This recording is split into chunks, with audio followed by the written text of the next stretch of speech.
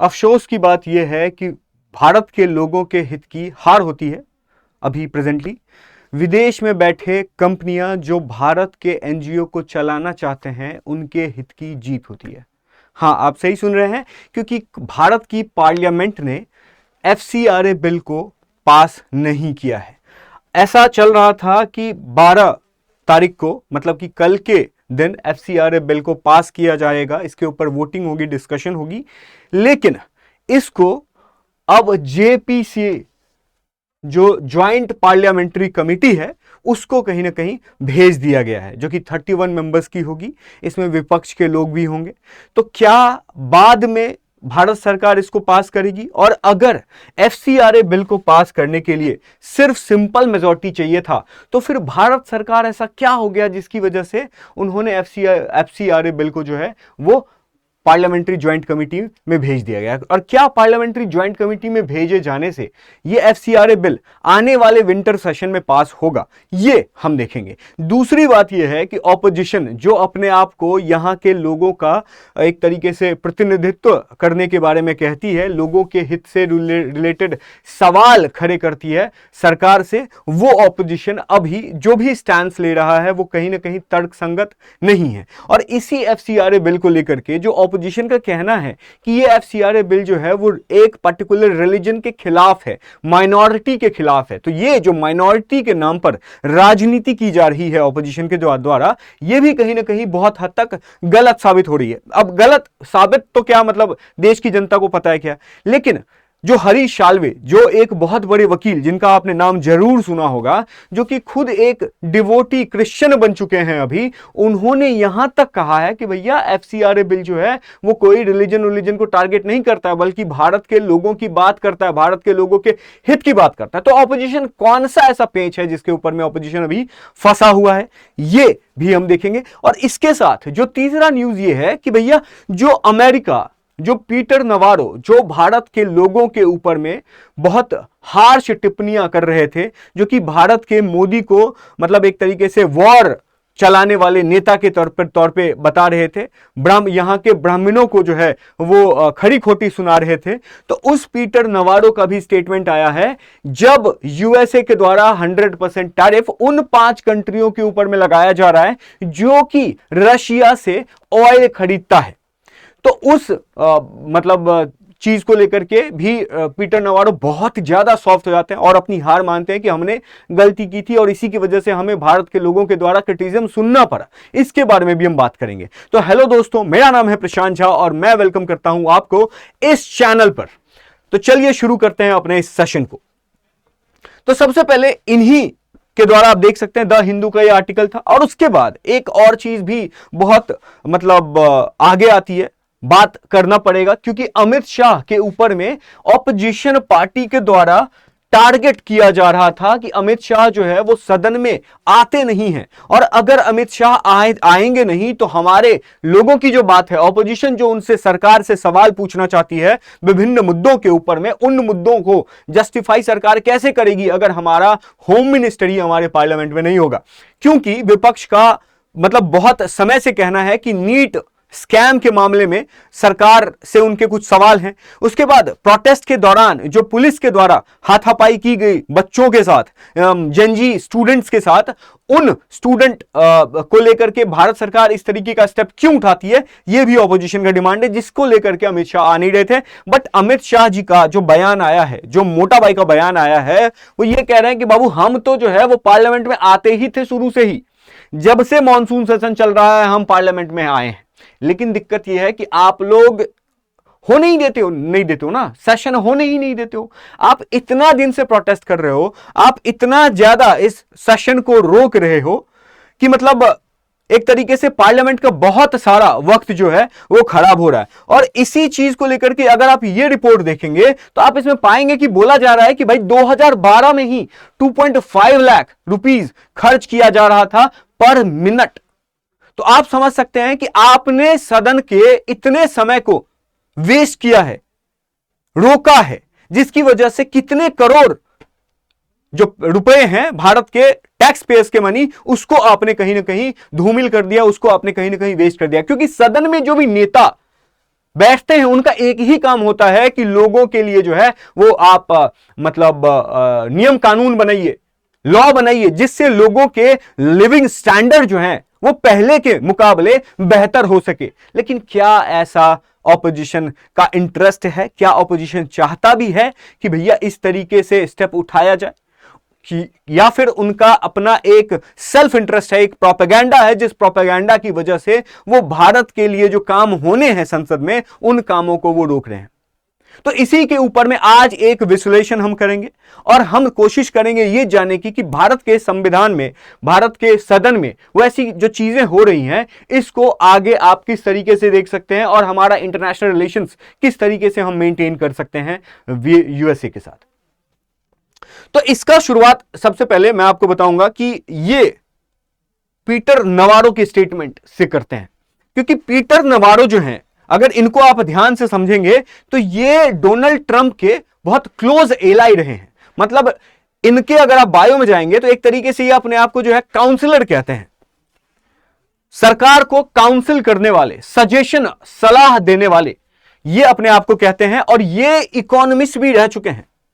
Economist वो जो किसी भी देश के अर्थव्यवस्था को बेहतर बनाने में अपना दिमाग स्पेंड करता है, तो वो अर्थव्यवस्था जब यूएसए की हो और यूएसए की अर्थव्यवस्था को संभालने वाले व्यक्ति पीटर नवारो जैसे लोग अगर कोई स्टेटमेंट देते हैं तो उसके ऊपर में सुर्खियां बननी निश्चित हो जाती है और लोगों को कंसीडर करना ही पड़ता है, क्योंकि ये जो इंसान है, इसी की वजह से इकोनॉमिक पॉलिसीज यूएसए में तैयार होते हैं और उसी इकोनॉमिक पॉलिसीज की वजह से भारत के साथ संबंध अच्छे या खराब होते हैं, जिसमें उन्होंने कई ऐसे स्टेटमेंट दिए हैं जिसकी वजह से भारत यूएसए का रिलेशन जो है वो डाउनफॉल में जाते हुए दिख रहा है, जिसकी वजह से भारत की जो दूरियां चाइना के साथ थी वो दूरियां धीरे धीरे कम होती दिख रही है और कहीं ना कहीं यूएसए के साथ जो रिलेशन हम स्टेटस को में डाले थे वो रिलेशन बहुत बेहतर होता जा रहा है, सिर्फ और सिर्फ इस व्यक्ति डोनाल्ड ट्रंप के सेल्फ इंटरेस्ट की वजह से। अब इन्होंने कौन सा ऐसा स्टेटमेंट दे दिया था जिसकी वजह से इतना ज्यादा प्रॉब्लम हो गया था? तो सबसे पहले देखो, पीटर नवारो यही व्यक्ति है इंडिया को धमकाने वाले। पहले क्या कह रहे थे? पहले कह रहे थे महाराजा ऑफ टैरिफ, कि इंडिया जो है वो बहुत बड़ा महाराजा है। किस चीज का? टैरिफ का। तो कहीं ना कहीं टॉन्ट कर रहे हैं, क्योंकि महाराजा वाली जो व्यवस्था है वो इंडिया से जुड़ी हुई है और वो टैरिफ के महाराजा, मतलब अमेरिका का शुरुआत से ही कहना है कि भैया भारत जो है वो अमेरिकन प्रोडक्ट के ऊपर में बहुत बड़ा टैरिफ लगाता है, जिस टैरिफ की वजह से अमेरिकन जो प्रोड्यूसर हैं वो भारत में अपनी मार्केटिंग नहीं कर पाते हैं, प्रॉफिट नहीं हो पाता है। जबकि भारत की जो प्रोडक्ट है वो जब यूएसए में आती है तो यूएसए के द्वारा उतना टैरिफ नहीं लगाया जाता है जितना कि भारत ने यूएसए के प्रोडक्ट्स के ऊपर में लगाया, जिसकी वजह से वो महाराजा ऑफ टैरिफ कह रहे हैं। Laundromat of Kremlin, Bharat, Modi जो है वो रशिया के यूक्रेन के साथ जो वॉर हो रहा उसको कहीं ना कहीं डायरेक्टली फंड कर रहे हैं। Brahmin are profiting from the Modi's war. Now these are the caste sensitive statements that he has been making for so long, and he is not even realizing that he is doing a very grave mistake. Why? Because of these statements, India और America के जो रिश्ते हैं वो अपने मतलब इस 2 दशक में सबसे लोएस्ट पे पहुंच गया है और अब भारत और अमेरिका के संबंध तभी सुधर सकते हैं जब डोनाल्ड ट्रंप जैसे नेता सत्ता से बाहर होंगे। तो इस मुकाम तक जो इंडिया और यूएसए के रिलेशन को पहुंचाने वाले व्यक्ति हैं वो है पीटर नवारो। इन्होंने सबसे पहले देख लो ये कौन कौन से हैं, इनके बारे में मैंने आपको बताया। चाइना ट्रेड डेफिसिट और टैरिफ्स के ऊपर भी इनका बहुत कंट्रीब्यूशन रहा है, रूल्स बनाते हैं, बट चाइना के ऊपर में वो टैरिफ नहीं लगा पा रहे हैं क्योंकि चाइना से वो डरने लग गए हैं। अगर आप अमेरिका के साथ फेयर ट्रेड नहीं करोगे तो अमेरिका आपको बदल देगा। So these are the threats that he has been making since Donald Trump pivoted from its foreign policy.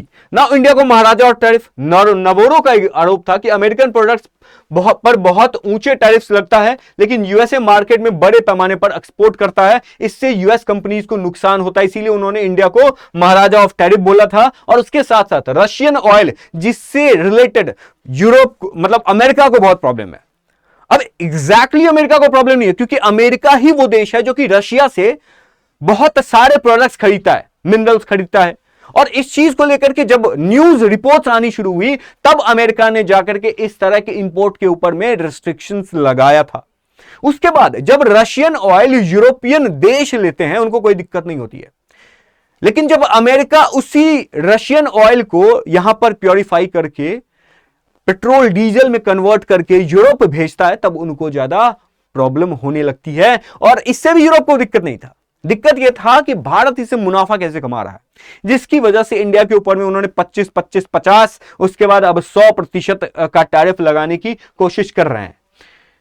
इसके साथ साथ उन्होंने एक तरीके से इंडियन रशियन, देखो रशिया को पैसा मिल रहा है, रशिया यूक्रेन में युद्ध कर रहा है, सबसे विवादित बयान जो था वो Brahmins are profiting at the expense of the India people. Now see what does it mean. So basically he was trying to target Adani Ambani, और उनके हिसाब से कि भारत में जो एक एलीट क्लास है वो कहीं ना कहीं ब्राह्मणों का ही है, जिसकी वजह से भारत के लोगों से वहां के ब्राह्मणों को फायदा हो रहा है। मतलब जैसे हमारे देश में कुछ पॉलिटिकल पार्टी के द्वारा कास्ट पॉलिटिक्स के नाम पर हमारे लोगों को बांटा जाता है, उसी तरीके से वही तरीका ये यूज कर रहे हैं ताकि हमारे देश में डिवाइड एंड देन रूल कर सके।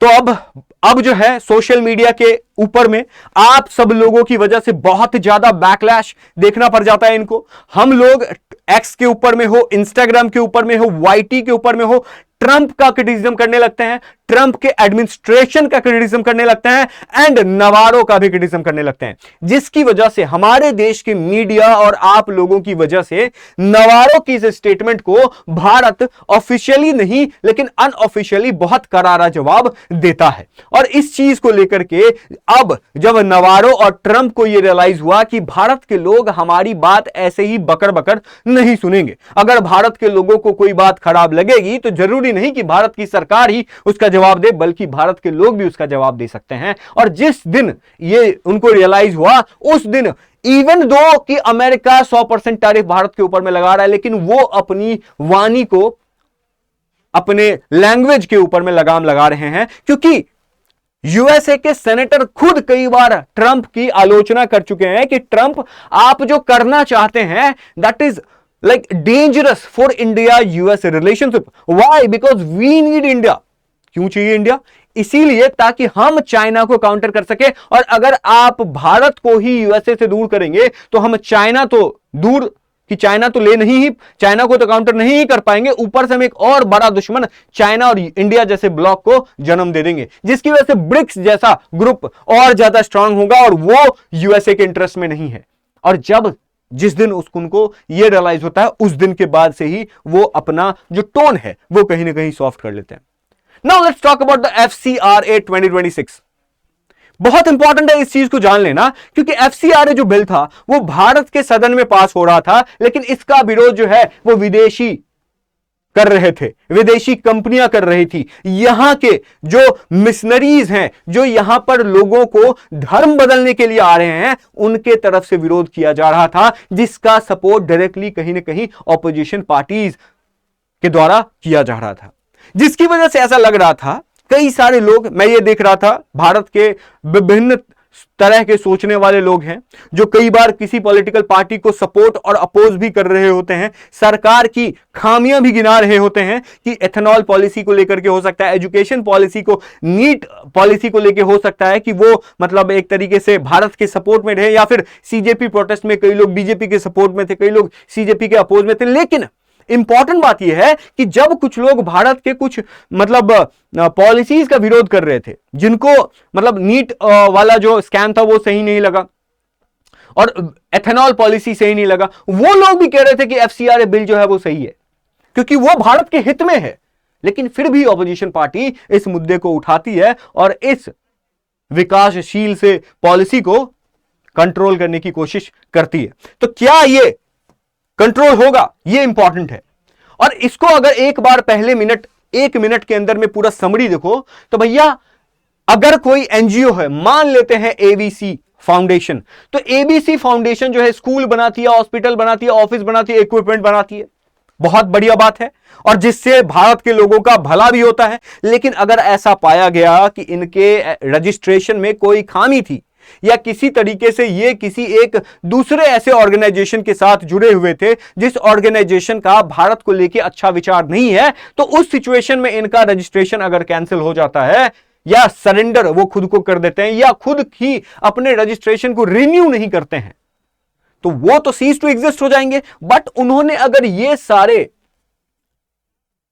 इंफ्रास्ट्रक्चर्स बिल्ड किए हैं, स्कूल्स बिल्ड किए हैं, हॉस्पिटल्स बिल्ड किए हैं, इतना बड़ा बड़ा ऑफिस कॉम्प्लेक्सेस बिल्ड किए हैं, देन उस इंफ्रास्ट्रक्चर का क्या होगा? बिकॉज उनको चलाने वाली जो संस्था थी वही कैंसिल हो चुकी है।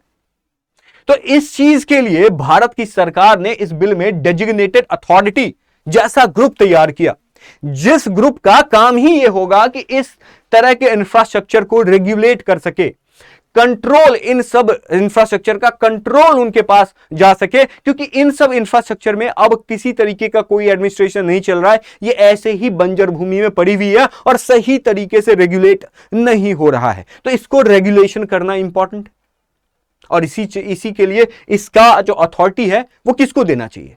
क्या किसी प्राइवेट बॉडी को दे देना चाहिए? क्या किसी पॉलिटिकल लीडर को दे देना चाहिए? या फिर भारत की सरकार को देना चाहिए जो कि भारत के लोगों को रिप्रेजेंट करने का काम करती है? भारत की सरकार को देना चाहिए, ऑब्वियस सी बात है। लेकिन जब भारत सरकार इस डेजिग्नेटेड अथॉरिटी बनाती है, मतलब सरकार अब इन अथॉरिटीज, अब इनके ऊपर में कंट्रोल रखेगी, तब उनको दिक्कत होने लगता है। दूसरा सबसे इंपॉर्टेंट जो बात है कि एफसीआरए क्या है, तो इसके ऊपर में हमने कई सेशंस लिए हैं जिसमें आपको मैंने बहुत अलग अलग तरीके से इसके ऊपर में बताया, because this is very important, because through this bill हम जो है वो रिस्ट्रिक्ट कर सकते हैं फॉरेन फंडिंग को, जो फॉरेन फंडिंग हमारे देश के राजनीति और भारत के संविधान को एक तरीके से उसके सॉवरेनिटी को क्वेश्चन करने की कोशिश करता है, इंपैक्ट करने की कोशिश करता है, हमारे देश के पॉलिसी के बनावट में इंटरवेंशन करने की कोशिश करता है, ईस्ट इंडिया कंपनी दोबारा से जन्म लेने की कोशिश करता है, और वो भारत सरकार नहीं होने देगी। तो ये एफसीआरए बिल जो है वो फॉरेन मनी, जो कि फॉरेन इन्फ्लुएंस की पॉसिबिलिटी रखता है, उनको रेगुलेशन करने का काम करती है। लेकिन इसमें बहुत सारे इशू आए। इसको कांग्रेस ने ही नहीं लाया, बल्कि कांग्रेस, बीजेपी ने ही नहीं लाया, कांग्रेस के टाइम पर भी था, लेकिन ये 2026 में वापस से लाया गया, क्योंकि यही डेजिग्नेटेड अथॉरिटी वाली जो सिचुएशन थी वो इस बिल में इस चीज को लेकर के कोई भी प्रावधान नहीं था कि भाई ऐसा अगर हो जाए तो एसेट को कैसे रेगुलेट किया जाए, कैसे कंट्रोल किया जाए, तब जाकर के डेजिग्नेटेड अथॉरिटी लाता है।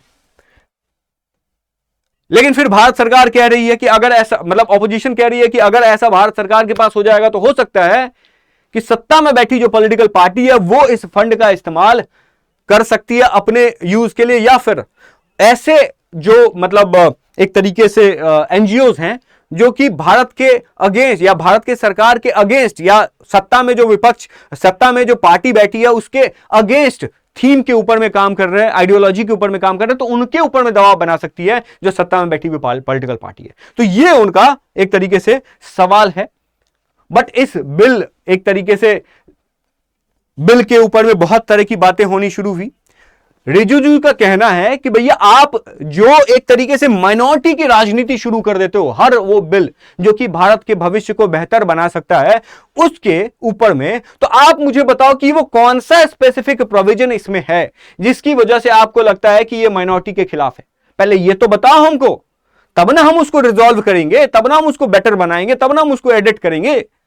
तो इस चीज के ऊपर में विपक्ष का कोई भी एक तरीके से ठोस बयान नहीं सामने में आ रहा है, जिसके बाद जो एक तरीके से विपक्ष का जोरदार जब विरोध होता है, बहुत प्रोटेस्ट होता है, तब हम देखते हैं कि कहीं ना कहीं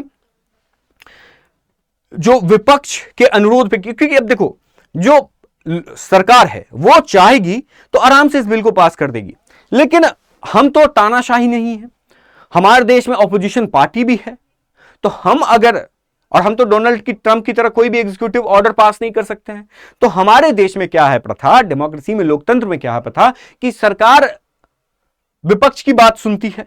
उसी तरीके से भारत के सरकार ने भी विपक्ष की बात सुनी है और कहा ठीक है, अभी आप लोग नहीं पास करवाओगे ना, आपकी हिपोक्रेसी मैं दिखाता हूं, इसको ना ज्वाइंट पार्लियामेंट्री कमेटी में भेज देते हैं। अब ज्वाइंट पार्लियामेंट्री कमेटी में क्यों भेजा जाता है ऐसे समय में? तो ज्वाइंट पार्लियामेंट्री कमेटी जो भी बनना है उसमें 31 मेंबर होंगे, जिसमें से 20 लोकसभा और 10 जो 11 जो है वो राज्यसभा से आएंगे। अब इसमें कहीं ना कहीं सत्ताधारी पार्टी के मेंबर्स तो होंगे ही, लेकिन विपक्ष से भी कुछ मेंबर्स इसमें होंगे। तो वो इन्हीं मुद्दों के ऊपर में कि क्या क्या इश्यूज सरकार को लग रहा है, कुछ नेताओं को लग रहा है, विपक्ष पार्टियों का है, उसके ऊपर में बात करेगी। और उसको रिजॉल्व करने के बाद जब विंटर सेशन आएगा तो उसके पहले वीक में इसको जो है वो सदन में लाया जाएगा और तब इसके ऊपर में वोटिंग डिस्कशन होना वापस से शुरू होगा। लेकिन मैं आपसे क्या कहना चाह रहा हूं? मैं ये कहना चाह रहा हूं कि ये जो आप अपने देश में देख रहे हैं, ये कहीं ना कहीं टैक्स पेयर्स के मनी का नुकसान है। क्योंकि जो काम हम एक दिन में, 2 दिन में करने की कैपेबिलिटी रखते हैं, वो काम एक एक सेशन में नहीं हो पा रहा। मतलब विंटर मॉनसून सेशन में नहीं हो पाया। यार सोचो ना, इतना समय लग रहा है, इतना पार्लियामेंट टाइम वेस्ट कर रही है। क्या यही डिस्कशन का मतलब है? क्या यही लोकतंत्र का मतलब है कि आप करोड़ों का करोड़ों रुपए जो है वो अच्छे अच्छे 5 स्टार होटल की तरह ट्रीटमेंट आप सदन के कैंटीन में ले सकते हैं, एसी में बैठ के गप्पे उड़ा सकते हैं, फ्लाइट से जाना आना कर सकते हैं, और जब भारत के लोगों की बात आती है तब जो है आप बहसबाजी करने लगते हैं? तो ये सवाल उठता है। और इसी उठते हुए सवाल को देख करके अब जेपीसी का मतलब तो हमने बता दिया। इसी चीज को लेकर के हमने देखा कि भैया ये जो रिपोर्ट है वो आता है कि 2012 का ही एस्टिमेट है। अब देखो, this monsoon session was schedule for 19 sittings, 19 sittings होने थे जुलाई 20 से लेकर अगस्त 13 में।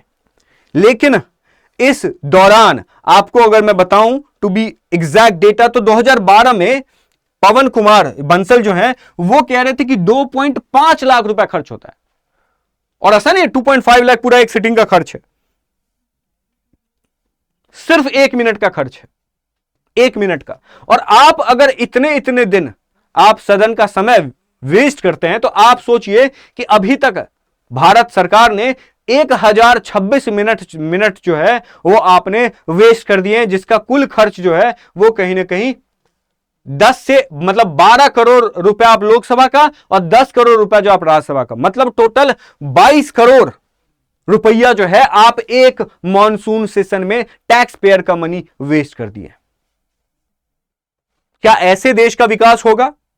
क्या हम जब एक बेहतर देश की परिकल्पना करते हैं तो क्या हम एक ऐसे ऑपोजिशन की एक्सपेक्टेशंस रखते हैं, या फिर हम ऐसे ऑपोजिशन की एक्सपेक्टेशंस रखते हैं जो भारत के एक्चुअल प्रॉब्लम्स को दिखाए सरकार के ऊपर में? जो प्रॉब्लम्स अभी जन अल्फा दिखा रही है, बहुत प्यार से, बहुत क्यूट से बच्चे आ रहे हैं, डीएम साहब को बोल रहे हैं कि भाई आप जो है हमारा स्कूल बेटर करा दीजिए। यह सब काम किसका है? वहां के नेताओं का था, लोगों का है कि आप लोग देखिए, बताइए, जो अपने आप को बाहुबली नेता या जो अपने आप को मतलब एक तरीके से सोशल वर्कर कहते हैं या फिर अपने आप को समाज के प्रतिनिधि कहते हैं, उनका यह काम था कि सड़क आप बनवाइए, दिखाइए कि यह सड़क ठीक से क्यों नहीं बन रहा है। लेकिन वो हो नहीं रहा है। हो क्या रहा है? यहां ऑपोजिशन, यहां संसद में। बाकी आपको क्या लगता है कि इस तरीके की अगर स्टेप लिया जा रहा है, एफसीआरए बिल जैसे बिल को रोका जा रहा है जिसमें कोई भी ऐसा प्रोविजन नहीं है, तो फिर सवाल उठता है कि क्या हमारा देश तैयार है एक विश्वगुरु बनने का, या फिर हम ऐसे ही इस चीज को लेकर के ढोंग रचाएंगे, इस चीज को लेकर के कमेंट बाजी करेंगे, टॉन्ट बाजी करेंगे, है भारत विश्वगुरु बन जाएगा। अरे भाई, तुमको मजाक लगता है, तुम रियलिटी में बना के दिखाओ, बताओ कैसे बनेगा। मजाक बना रहे हो भाई? तो आप अपना ओपिनियन जरूर दीजिएगा। अगर आपको ये वीडियो अच्छा लगे तो इस वीडियो को लाइक कीजिएगा। मैं था आपके साथ प्रशांत झा और मैं आपसे मिलता हूं नेक्स्ट वीडियो में। तब तक के लिए thank you so much, keep learning and हमेशा की तरह जय हिंद।